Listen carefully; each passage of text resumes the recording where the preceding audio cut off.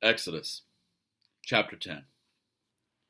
Then the Lord said to Moses, Go to Pharaoh, for I have hardened his heart and the hearts of his officials, so that I may perform these signs of mine among them, that you may tell your children and grandchildren how I dealt harshly with the Egyptians, and how I performed my signs among them, and that you may know that I am the Lord.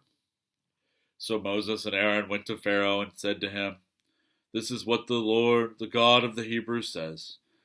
How long will you refuse to humble yourself before me? Let my people go, so that they may worship me. If you refuse to let them go, I will bring locusts into your country tomorrow. They will cover the face of the ground, so that it cannot be seen. They will devour what little you have left after the hail, including every tree that is growing in your fields.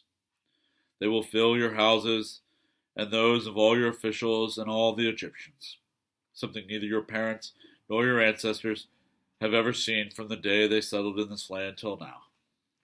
Then Moses turned and left Pharaoh. Pharaoh's officials said to him, How long will this man be a snare to us? Let the people go, so that they may worship the Lord their God. Do you not yet realize that Egypt is ruined? Then Moses and Aaron were brought back to Pharaoh. Go, worship the Lord your God, he said. But tell me who will be going. Moses answered, We will go with our young and our old, with our sons and our daughters, and with our flocks and herds, because we are to celebrate a festival to the Lord. Pharaoh said, The Lord be with you, if I let you go, along with your women and children. Clearly you are bent on evil. No, have only the men go and worship the Lord, since that's what you have been asking for. Then Moses and Aaron were driven out of Pharaoh's presence. And the Lord said to Moses, Stretch out your hand over Egypt, so that locusts swarm over the land and devour everything growing in the fields, everything left by the hail. So Moses stretched out his staff over Egypt, and the Lord made an east wind blow across the land all that day and all that night. By morning the wind had brought the locusts. They invaded all Egypt and settled down in every area of the country in great numbers. Never before had there been such a plague of locusts, nor will there ever be again. They covered all the ground until it was black. They devoured all that was left after the hail, everything growing in the fields and the fruit on the trees. Nothing green remained on tree or plant in all the land of Egypt. Pharaoh quickly summoned Moses and Aaron and said, I have sinned against the Lord your God and against you. Now forgive my sin once more and pray to the Lord your God to take this deadly plague away from me. Moses then left Pharaoh and prayed to the Lord, and the Lord changed the wind to a very strong west wind, which caught up the locusts and carried them into the Red Sea.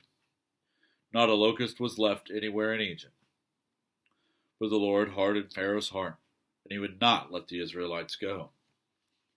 Then the Lord said to Moses, Stretch out your hand toward the sky so that darkness spreads over Egypt, darkness that can be felt. So Moses stretched out his hand toward the sky, and total darkness covered all Egypt for 3 days.